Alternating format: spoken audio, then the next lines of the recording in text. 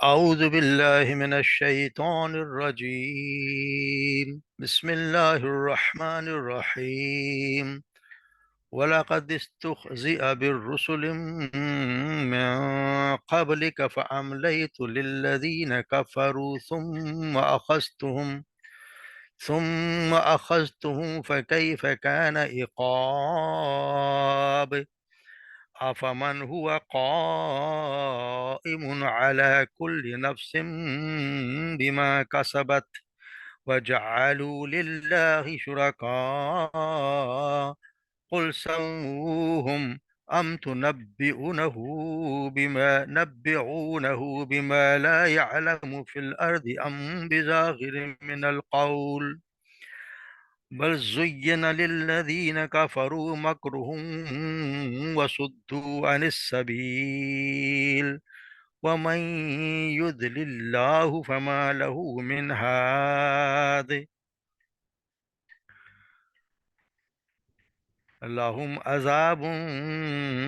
في الحياة الدنيا ولعذاب الآخرة أشق فما لهم من الله من واق. مثل الجنة التي وعد المتقون تجري من تحتها الأنهار أكلها ضائم وذلها تلك عقبى الذين اتقوا وعقبى الكافرين النار. والذين آتيناهم الكتاب يفرحون بما أنزل إليك ومن الأحزاب من ينكر بعضه قل إنما أمرت أن أعبد الله ولا أشرك به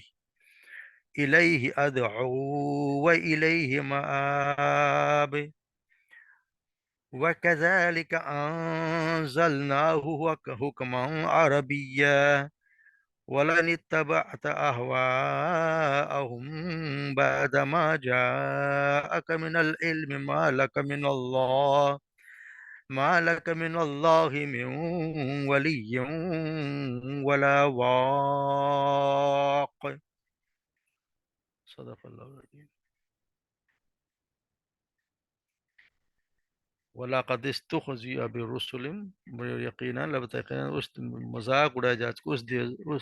استہزیہ مذاق استہزاء کیا جا چکا برسول رسولوں کے ساتھ من قبلک آپ سے پہلے فَأَمْلَيْتُ پس میں نے ڈھیل دی لِلَّذِينَ كَفَرُوا ان لوگوں کو جنہوں نے کفر کیا ثم اخذتم پھر میں نے اس نے پکڑ لیا انہیں فَكَيْفَ كَانَ عقاب تو کیا انجام ہوا کیسا ہوا ان کا انجام. افمن ہوا قائم پس وہ جو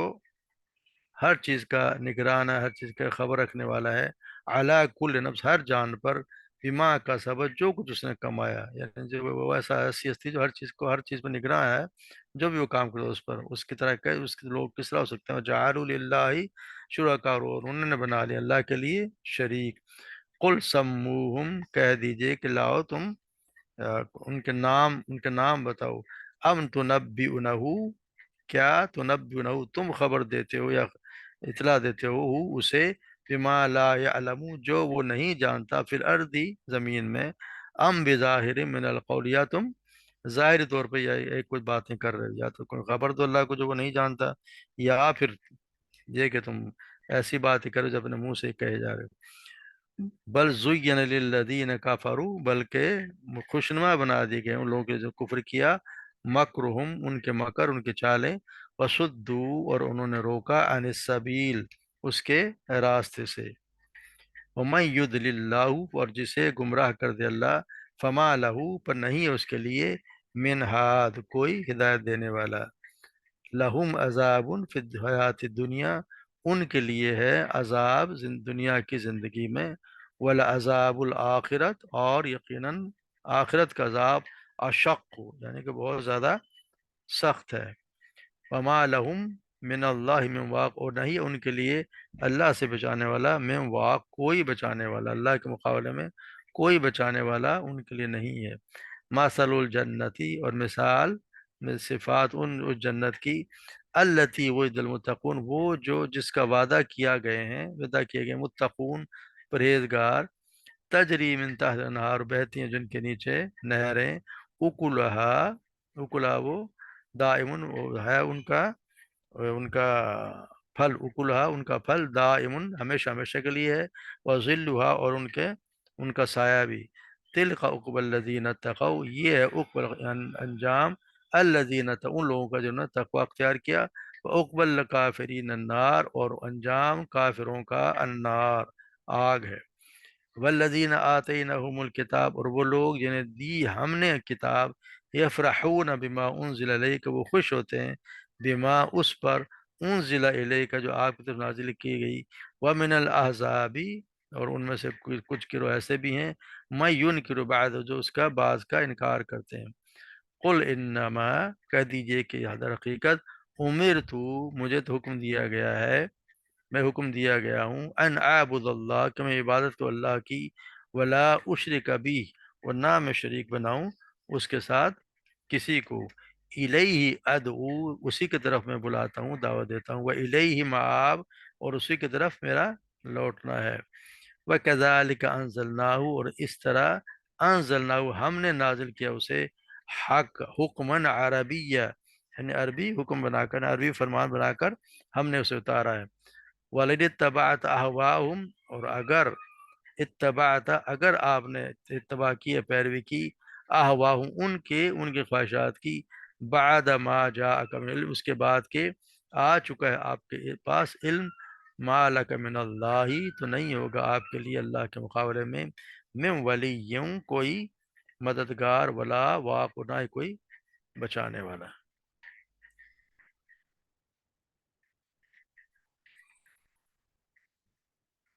تو جیسے ہم پڑھتے آ رہے ہیں مشرکین مکہ کے بارے میں، ان کو بھی بار بار اللہ تبارک و تعالیٰ بار بار ان کو سمجھا رہے ہیں کہ یہ آپ صلی اللہ علیہ وسلم کو تسلی دی جا رہی ہے کہ وَلَقَدِ اسْتُهْزِئَ بِرُسُلٍ مِّن قَبْلِكَ، آپ کوئی مذاق نہیں اڑا رہے، بلکہ یہ آپ سے پہلے بھی جتنے بھی انبیاء کرام آئے ہیں ان کا ہمیشہ ہمیشہ مذاق اڑایا گیا ہے، ان کا بھی مذاق اڑایا گیا۔ ہوا کیا پھر، ہم نے یعنی فَأَمْلَيْتُ لِلَّذِينَ كَفَرُوا، میں نے ان کو کچھ مہلت دی، ان لوگوں نے کفر کیا، ثُمَّ أَخَذْتُهُمْ، پھر ہم نے ان کو پکڑ لیا، یعنی کہ پھر یعنی کہ فَكَيْفَ كَانَ عِقَابِ، کیا انجام ہوا ان کا۔ یعنی یہ لوگ دیکھتے نہیں ہیں کہ آپ کو انہوں کے ساتھ انجام کیا ہوا۔ جیسے ہم اگر پچھلے قوموں کے حالات پڑھتے آ رہے ہیں، قوم نوح کے ساتھ کیا ہوا، قوم صالح کے ساتھ کیا ہوا، ہود کے ساتھ، قوم لوط، شعیب اور آل فرعون کا انجام کیا ہوا، تو ان کو نظر آنا چاہیے کہ ان کے ساتھ کیا انجام، جس نے بھی جھٹلایا ان کے ساتھ یہی ہوا ہے۔ جیسے آتا ہے نا، جیسے سورہ حج میں اللہ تبارک و تعالیٰ فرماتے ہیں، وَإِن يُكَذِّبُوكَ فَقَدْ كَذَّبَتْ قَبْلُهُمْ قَوْمُ نُوحٍ وَعَادٌ وَثَمُودُ، اور اگر تجھے جھٹلائیں تو بے شک ان سے پہلے قوم ہود، نوح اور عاد و سمود نے جھٹلایا، وقوم ابراہیم وقوم لوط، ابراہیم اور قوم لوط نے، واصحاب المدین، اور مدین والوں نے بھی، وَكُذِّبَ مُوسَىٰ وَأَمْلَيْتُ لِلْكَافِرِينَ ثُمَّ أَخَذْتُهُمْ، اور موسیٰ کو جھٹلایا گیا تو میں نے ان کافروں کو مہلت دی، ثم اخذتهم، پھر میں نے انہیں پکڑ لیا، فکیف کان نکیر، تو کیسا عذاب تھا میرا۔ یعنی اللہ تبارک و تعالیٰ جو کرتے ہیں ان کو ڈھیل دیتا ہے، مگر پھر پکڑتا ضرور ہے۔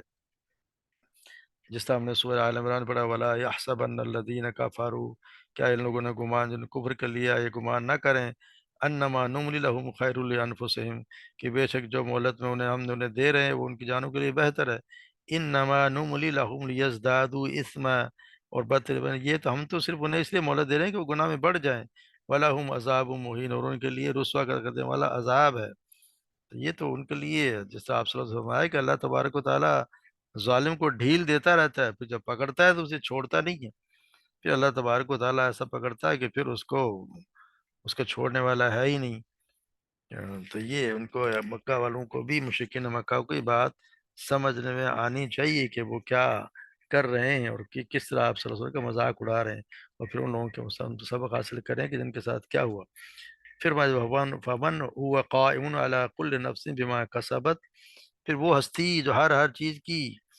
ایک ایک شخص پر نگراں ہے، جو کچھ یعنی جو کچھ وہ کر رہا ہے، اللہ تبارک و تعالیٰ جو نیکی کر رہا ہے اس کو بھی دیکھ رہا ہے، جو بدی کر رہا ہے اس کو بھی دیکھ رہا ہے، یعنی اس ہستی سے یہ اس کے مقابلے میں ان کو لے آتے ہیں جن کی کوئی حیثیت نہیں ہے، جو کچھ بھی نہیں کرتے، ان کے مقابلے میں انہوں نے ان کو بنا لیے ہیں، شرکا بنا لیے ہیں، یعنی ان کے اللہ تبارک و تعالیٰ کی سے تو کوئی بل مخفی ہے ہی نہیں، ان بتوں کے مانند جن کی وہ عبادت کرتے ہیں کہ وہ ہیں جو نہ سنتے ہیں، نہ دیکھتے ہیں، نہ سمجھتے ہیں، نہ وہ کسی نفع نقصان کا کوئی قدرت رکھتے ہیں۔ یہ بار بار یہ بتایا جا رہا ہے کہ تو اپنے ان معبودوں کی صفات تو بیان کرو، غور کرو صحیح کہ تمہارے عبادت کے مستحق ہیں بھی کہ نہیں، کیا وہ اس کے اہل ہیں کہ انہیں اللہ کا شریک بنایا جائے؟ اللہ تبارک و تعالیٰ تو وہ ہے جو ہر کو دیکھ رہا ہے، رات ہو دن ہو، ایک ایک ہر عمل کو اللہ تبارک و تعالیٰ ہر شخص کا، کیونکہ ہم نے جیسے پڑھا ہے کہ وہ اللہ تبارک و تعالیٰ تو سر العام ہے، ہم جیسے پڑھا ہے وما تسقط من ورق الا يعلمها الا حبۃ فی ظلمات الارض ولا رطب ولا یابس الا فی کتاب مبین، کوئی پتا نہیں گرتا مگر وہ اسے جانتا ہے، زمین کے اندھیروں میں نہ کوئی دانہ نہیں اور نہ کوئی تر میں نہ خشک میں، مگر وہ ایک واضح کتاب میں موجود ہے۔ اللہ تبارک و تعالیٰ سے تو ایک ایک ذرہ بھی اسے چھپا ہوا نہیں ہے، اندھیری رات میں اگر کوئی کالے رنگ کی چونٹی بھی اگر کالے پہاڑ پہ چلے تو اللہ تبارک و تعالیٰ کے لیے تو وہ بھی ویسی ہی ہے جیسے اس کے لیے دن میں کسی چیز کو دیکھنا ہے۔ تو اس ہستی کے مقابلے میں تم لوگ شریک بنا لیتے ہو ایسوں کو جن کا کوئی اختیار نہیں ہے، جو کچھ بھی نہیں کر سکتے، ان کو آپ نے اللہ کے مقابلے میں بنا لیا ہے، کچھ کو خود بنا لیا یا کچھ چلے گئے ان کو آپ نے بنا لیا۔ تو یہ بتایا جا رہا ہے کل سب منہ بتاؤ تو صحیح کہ تم پھر ان کے نام تو بتاؤ کہ کون ہے وہ اللہ تبارک و تعالیٰ کے، کم سے کم یہ تو بتاؤ کہ یہ ہیں کون، یہ جیسے بتایا سموہم یعنی کہ ان کے نام بتاؤ کہ وہ کون ہے، یا یوں ہی کہ تم کو تمہارے پاس کوئی وجہ بھی ہم تنبئونہ بما لا یعلم فی الارض، اللہ کا تبارک و تعالیٰ کیا تم ایسی خبر دے جو وہ تو نہیں جانتا زمین میں؟ اللہ تبارک و تعالیٰ کو تو خبر ہے ہی نہیں کہ یہاں پہ کوئی میرے معبود بھی کوئی ہیں، یا یہ کہ ہم بظاہری من القول، یا تم ایسے اوپری منہ سے جو آپ منہ میں آتا ہے وہی کہہ ڈالتے ہو، ایسی بات تو نہیں ہے۔ اس کا مطلب شریک اللہ تبارک و تعالیٰ یہ چیزیں شریک جو تم نے تجویز کر رکھے ہیں، اس کے معاملے میں تین ہی صورتیں ہو سکتی ہیں، تین صورتیں جو ممکن ہیں۔ ایک تو یہ کہ تمہارے پاس کوئی مستند اطلاع آئی ہو کہ اللہ تبارک و تعالیٰ نے فلاں فلاں ہستیوں کو اپنی صفات یا اختیارات یا حقوق میں شریک قرار دے دیا ہے، اور یہ صورت ہے تو پھر بتاؤ، ہمیں بتاؤ کہ کون کون سے صاحب ہیں، اور تو ان کے شریک اللہ تبارک و تعالیٰ مقرر کیے جانے کی اطلاع آپ کو کس ذریعے سے پہنچی ہے؟ ایک تو یہ ایک ممکنات میں سے ایک یہ ہو سکتا ہے۔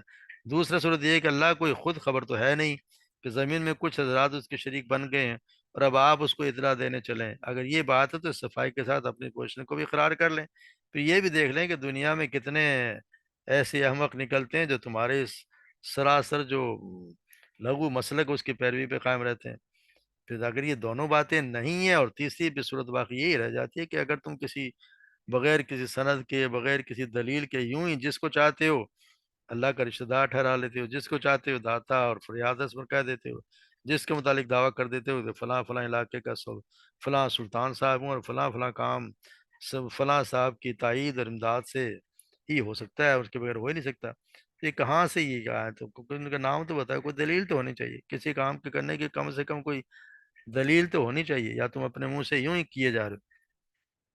پھر کہا بل زین للذین کفروا مکرہم، بلکہ مزین کر دی گئی ان لوگوں نے جو کفر کیا، مکرہم ان کی مکاریاں خوشنما بنا دی گئی، وصدوا عن السبیل اور انہوں نے روکا اس کے راستے سے۔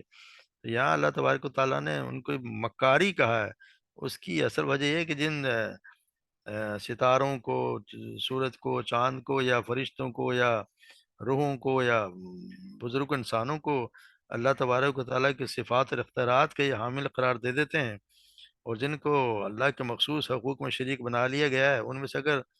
اگر کسی نے بھی یا کبھی نہ ان صفات اور اختیارات کا دعویٰ کیا،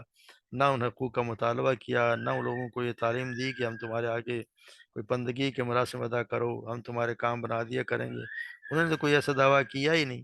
جتنے بھی بزرگ گئے ہیں جن کو نیک جن کو یہ پکارتے ہیں، ان بیچاروں نے کبھی بھی یہ دعویٰ کیا نہیں کہ ہمیں اللہ تبارک و تعالیٰ نے کوئی اختیارات دیے ہیں یا کوئی ہمیں بھی کچھ اختیارات حاصل ہیں۔ یہ تو پھر چلاک انسانوں کا کام ہے کہ انہوں نے عوام پر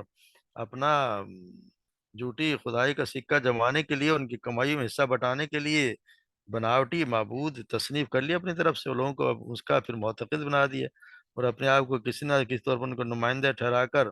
الو سیدھا کرنا شروع کر دیا، ان کا نمائندہ بنا لیا، کوئی وہاں پہ بن کے مجاور بن کے بیٹھے ہوئے ہیں، خودم خادم بن کے بیٹھے ہوئے ہیں، وہاں سے وہ کما رہے ہیں، تو وہی انہوں نے اسی لیے اللہ تبارک و تعالیٰ یہاں ان کو چلاکی بتایا ہے کہ چلاکی ہے۔ دوسری وجہ ہے کہ شرک کو مکر سے تعبیر کرنے کی وجہ یہ بھی دوسری ایک فریب ہے نفس کا۔ یہ جو ایک چور دروازہ ہے جس کے ذریعے انسان دنیا پرستی کے لیے، اخلاقی بندشوں سے بچنے کے لیے، کوئی غیر ذمہ دارانہ زندگی گزارنے کے لیے کوئی راہ اختیار اختیار کرنا چاہتا ہے۔ وہ چاہتا ہے کہ کوئی مجھے ایسا کوئی راستہ مل جائے کہ میں جو مرضی اپنی طرف سے کروں، اور اس کے لیے کوئی دلیل بھی ڈھونڈ لوں، کیونکہ اگر اسلام پہ چلے گا اور اللہ کے رسول کی باتوں پہ چلے گا، قرآن کے مطابق چلے گا، تو اس کو تو کچھ بھی نہیں ملے گا۔ یا آسان ڈھونڈا ہوا ہے کہ لوگ اصل میں شارٹ کٹ ڈھونڈتے ہیں، یا شارٹ کٹ کے یہ جب کوئی کہتا ہے کہ جی نماز پڑھو، روزے رکھو، اور جھوٹ نہ بولو، رشوت نہ لو، یہ نہ کرو، وہ نہ کرو، تو یہ ان کو مشکل لگتا ہے۔ مگر وہ بڑا آسان ہے کہ کوئی صاحب کہہ دیں کہ جی میرا ہاتھ پکڑ لو یا فلاں کی بیعت کر لو، وہ جانے تم جانے، وہ سب کو بخشوا دے گا۔ یہ بڑا شارٹ کٹ ہے۔ اس کو پھر اب وہ لوگ نذرانے چڑھاوے چڑھاتے رہتے ہیں، اور اس کو رشوتیں دیتے رہتے ہیں، میں نے پہنچاتے رہتے ہیں، اور پھر جو مرضی کریں۔ تو یہ بڑا آسان ہے، یہ ایک مکر ہے اصل میں، اسی کی وجہ سے پھر اللہ تبارک و تعالیٰ کے راستے سے رک جاتا ہے۔ پھر ہوتا ہی ہے وَمَن يُضْلِلِ اللَّهُ فَمَا لَهُ مِنْ هَادٍ، جس کو اللہ تبارک و تعالیٰ پھر اس کو جس کو روک دے، تو پھر وہ اس کی طرف تو کوئی اس کو کوئی ہدایت دینے والا ہے ہی نہیں۔ اس کو کون ہدایت دے گا؟ کوئی بھی نہیں دے سکتا۔ جس کو اللہ تبارک و تعالیٰ ہی گمراہ کر دیں، اس کے لیے کوئی ہادی ہے ہی نہیں۔ جس طرح کہتا ہے اللہ تبارک و تعالیٰ نے حضرت سورہ مائدہ فرمایا من یرید اللہ فتنتہ فلن تملک له من اللہ شیئا، وہ شخص کو اللہ نے اسے فتنے میں ڈالنے کا ارادہ کر لے، اس کے لیے اللہ سے ہرگز کسی چیز کا مالک نہیں ہوگا۔ پھر یہ بھی فرمایا ان تحرس علی ہداہم فإن اللہ لا یہدی من یضل وما لهم من ناصرین، سورہ نحل میں۔ اگر تو ان کی ہدایت کی حرص کرے تو بے شک اللہ اسے ہدایت نہیں دیتا جسے وہ گمراہ کر دے، اور نہ کوئی ان کی مدد کرنے والے۔ تو اللہ تبارک و تعالیٰ جس کے لیے چاہتے ہی نہیں، جو اپنے گناہوں میں یا اپنے مکر میں اتنا بڑھ گیا ہو کہ وہ اس کے اللہ تبارک و تعالیٰ پھر اس کے دل پہ مہر ہی لگا دی، تو اس کو کوئی ہدایت دینے والا ہے ہی نہیں، وہ ہدایت پا ہی نہیں سکتا، کیونکہ اللہ تبارک نے اس کے دل پہ مہر لگا دی ہے، کیونکہ اس نے کبھی سوچا ہی نہیں، اس نے کبھی کوشش ہی نہیں کی کہ میں اللہ کی طرف سے رجوع کروں، اس لیے اس کے سارے دل پہ ان کی مہر لگا دی گئی۔ پھر بتا دی گیا لَهُمْ عذاب فی الحیات الدنیا ولا عذاب آخرت اشق، اور ان کے لیے ایک عذاب ہے جو دنیا کی زندگی میں بھی ہے، اور آخرت کا عذاب تو یقینی بات ہے کہ زیادہ سخت ہے، اور پھر انہیں اللہ سے بچانے والا بھی کوئی نہیں ہے۔ جن جعفروں کا یہاں بیان کو انجام بتایا جا رہا ہے کہ انہیں دنیا میں مسلمانوں کے ہاتھوں عذاب دیا جائے گا، اور آخرت کا عذاب تو پھر ہے ہی بڑا دردناک۔ دنیا بھی ان کو عذاب ملا، اور بہت تھوڑے کچھ ہی عرصے بعد ہی ہم دیکھتے ہیں کہ جو بدر میں ان کے بڑے بڑے سرداروں کو کس طرح ذلیل و خوار قتل کر دیا گیا، اور کچھ ہی عرصے بعد مکہ بھی فتح ہو گیا، اور ان کو یہاں سے نکلنے پہ مجبور کر دیا کہ یہاں سے نکل جاؤ، بلکہ جو مشرک تھے سب کو نکال دیا گیا ہے، یا تو مسلمان بن جاؤ، یہاں سے نکل جاؤ۔ تو کتنی ذلت، یہ بھی ایک عذاب ہی ہے، اتنا بڑا عذاب ان کو دنیا میں ہے، اور آخرت میں اس کا تو ہے ہی۔ یعنی دنیا کی ذلت و رسوائی کے ساتھ ساتھ آخرت میں ان کے لیے جو عذاب تیار کیا گیا ہے وہ تو بہت ہی سخت ہے۔ جیسے کہ آپ صلی اللہ علیہ وسلم فرمان بالکل سچا ہے، کیونکہ دنیا کا عذاب تو ختم ہو جاتا ہے، جبکہ آخرت کا عذاب دائمی اور ابدی ہے۔ اور روایہ سے یہ عذاب ایسی آگ کی صورت میں ہوگا جو دنیا کی آگ کی نسبت 69 گنا زیادہ گرم ہے۔ جیسے کہ سیدنا ابو ہریرہ بیان کرتے ہیں کہ آپ صلی اللہ علیہ وسلم نے فرمایا تمہاری یہ آگ جسے انسان جلاتے ہیں جہنم کی گرمی کے 70 اجزاء میں سے ایک جز ہے۔ بلا شبہ جہنم کی آگ دنیا کی آگ سے 69 اس سے بڑھ کر ہے، تمام کی حرارت اس کی مثل ہے۔ یعنی وہاں کی پکڑ کی سختی و شدت کا تصور بھی کیا ہی نہیں جا سکتا۔ اذا اللہ تبارک و تعالیٰ فرماتے ہیں وَيَوْمَئِذٍ لَا يُعَذِّبُ عَذَابَهُ أَحَدٌ وَلَا يُوثِقُ وَثَاقَهُ أَحَدٌ، بس اس دن کے عذاب جیسا عذاب کوئی نہیں کرے گا، اور اس کے باندھنے جیسا کوئی نہیں باندھے گا۔ اللہ تبارک و تعالیٰ ہمیں بچائے، ہم ان لوگوں میں شمار نہ کرے جنہوں نے یہ عذاب چکھنا ہو، جو عذاب کو اس میں بھگتیں گے۔ اللہ تبارک و تعالیٰ ہمارے ایک لمحے کے لیے بھی اس کے قریب بھی ہمیں نہ لے کے جائے۔ اللہ تبارک و تعالیٰ ہم سب پہ رحم فرمائے، بلکہ ہم ان لوگوں میں شامل کرے جن کا ذکر آگے آ رہا ہے۔ مثل الجنت التی وعد المتقون، اور مثال صفات اس جنت کے صفت جس کے متقی لوگوں سے وعدہ کیا گیا ہے، یہ ہے کہ کیا ہے تجری من تحتی الانہار، ان کے نیچے نہریں بہ رہی ہیں، اکلها دائم و ذلها، اس کا پھل ہمیشہ رہنے والا، اور اس کا سایہ بھی ہمیشہ رہنے والا ہے۔ تلک عقبی الذین اتقوا، یہ انجام کس کا ہے؟ ان لوگوں کا جنہوں نے جو متقی بنے رہے اور کافروں کا عذاب تو ہم نے دیکھ لیا، وہ اقول کافرین النار، ان کا جو ہے وہ عذاب عذاب ہے جہنم کا۔ تو یہ ہے یعنی یہ ایسی جنت جن کے طرف جو ہے نہریں بہہ رہی ہوں گی، اور اہل جنت میں سے جس اہل جنت جس میں جس طرح چاہیں گے جو چاہیں گے تصرف کر سکیں گے، یعنی اہل جنت انہیں جیسے چاہیں گے اور جدھر کو چاہیں گے نکال کے لے جائیں گے، یعنی جنت جس نہر کو جہاں چاہیں گے وہ لے جائیں گے، اور جہاں اور نہریں بھی کیسی، جیسے اللہ تبارک و تعالیٰ سورہ محمد میں فرماتے ہیں مثل الجنت التی وعد المتقون، وہ جنت کا حال جس کا وعدہ متقی لوگوں سے کیا گیا ہے، فیہا انہار من ماء غیر آسن، اور اس میں نہر ایسی کہ ایسے پانی کی جو بگڑنے والا نہیں، انہار من لبن لم یتغیر طعمہ، اور انہوں نے نہریں دودھ کی ہیں جس کا ذائقہ نہیں بدلا، وانہار من خمر لذت للشاربین، اور کئی نہریں شراب کی جو پینے والوں کے لیے لذیذ ہے، وانہار من عسل مصفی، اور کئی نہریں خوب صاف کی ہوئے شہد کی ہیں، وَلَهُمْ فِيهَا مِنْ كُلِّ الثَّمَرَاتِ وَمَغْفِرَةٌ مِّن رَبِّهِمْ، اور ان کے لیے ہر قسم کے پھل اور ان کے رب کی طرف سے بڑی بخشش ہے۔ تو یہ ہے جنت کس کے لیے؟ متقین کے لیے۔ متقی کون؟ پرہیزگار، جو اللہ سے ڈر، جو اللہ پہ ایمان آمنوا وعملوا الصالحات، وہی متقی ہے جو اللہ پر ایمان لے آیا اور اس پر عمل نیک عمل کیے۔ اللہ تبارک و تعالیٰ ہمیں ان لوگوں میں شامل کرے جن کے جو ان جنتوں میں جائیں گے، جن کے مالک ہوں گے۔ تو پھر یہ جس طرح جس میں پھل اور کھانے پینے کی ایسی چیزیں ہوں گی جو کبھی ختم نہیں ہوں گی، جیسے عبداللہ بن عباس رضی اللہ تعالیٰ عنہ ہوا بیان کرتے ہیں کہ آپ صلی اللہ علیہ وسلم نے جب ایک دن کسوف کی نماز پڑھی تو صحابہ نے پوچھا کہ اللہ کے رسول، ہم نے آپ کو دیکھا کہ آپ نے اس جگہ کسی چیز کو پکڑا تھا، پھر ہم نے دیکھا کہ آپ پیچھے پاؤں پیچھے ہٹنے لگے۔ آپ نے فرمایا ہاں، میں نے جنت کو دیکھا تھا اور اس میں سے ایک خوشہ پکڑا تھا، اگر میں اسے توڑ لیتا تو رہتی دنیا تک وہ باقی رہتا اور تم اسے کھاتے رہتے، یعنی ہمیشہ ہمیشہ کے لیے وہ جو ہے وہ جنت کا پھل ہوتا اور تم ہمیشہ اس کو کھاتے رہتے۔ تو یہ ہے جنت کس طرح جب بیان کرتے ہیں کہ اللہ جنتی جنت میں خوب کھائیں گے پیئیں گے، نہ وہاں پہ کوئی پریشانی ہوگی، نہ تھوکیں گے، نہ پیشاب، نہ ناک، کوئی مسئلہ نہیں ہوگا، اس کے لیے وہاں پہ ہمیشہ ہمیشہ نہ ان کوئی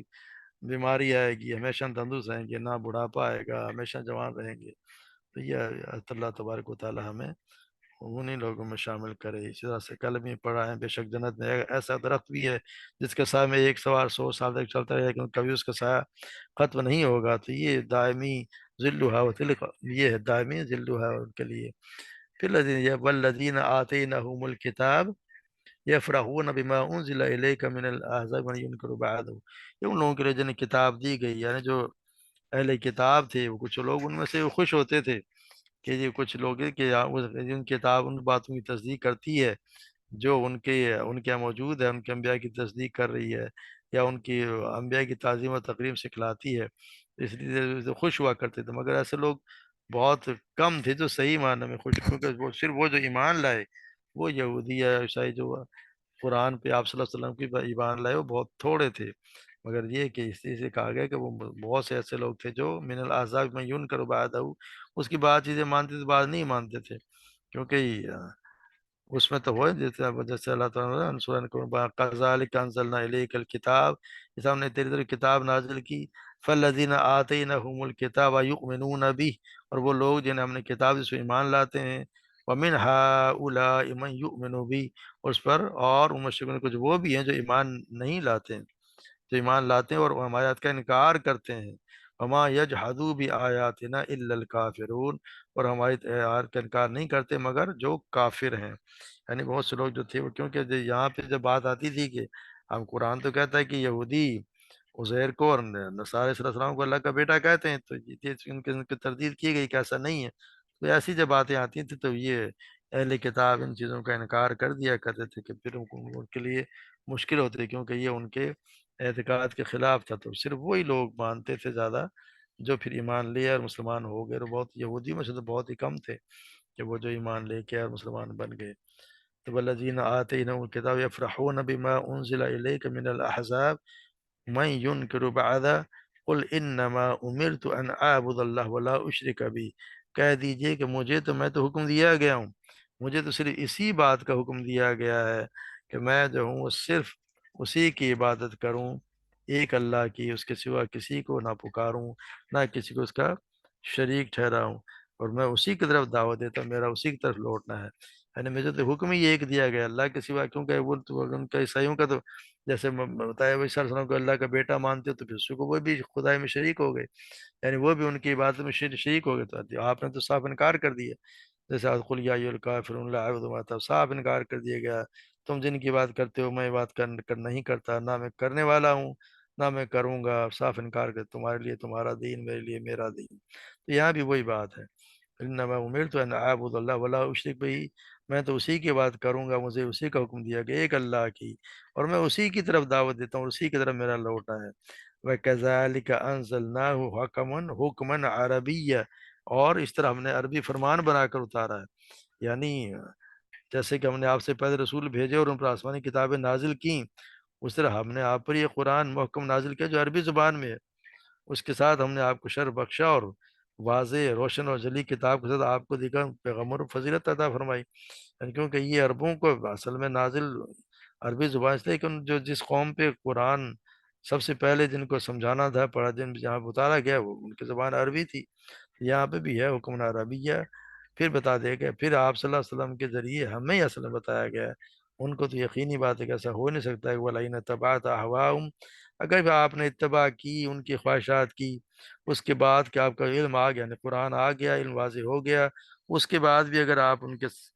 چلے، ان کے ساتھ ان کی خواہشات کی پیروی کی، تو پھر جو ہے وہ کوئی اللہ کے مقابلے میں کوئی بھی آپ کو بچانے والا نہیں ہوگا، نہ کوئی دوست ہوگا نہ کوئی بچانے والا ہوگا۔ یعنی آپ اگر قرآن جیسا علم و معروف کا خزانہ ملنے کے بعد بھی یہود نصارہ کی پیروی کریں گے، تو اللہ کے سوا آپ کا کوئی مددگار نہیں ہوگا۔ اس میں اہل علم کے لیے وعید ہے کہ یہ سنت محمدیہ کو اختیار کرنے کے بعد جسے اللہ کے رسول آپ صلی اللہ علیہ وسلم تشریف لائے، پھر اگر اہل ضلالت کی درستے کی پیروی نہ کریں، یعنی ہمارے لیے ہے کہ جب ایک ہمارے پاس ایک واضح ہو گیا،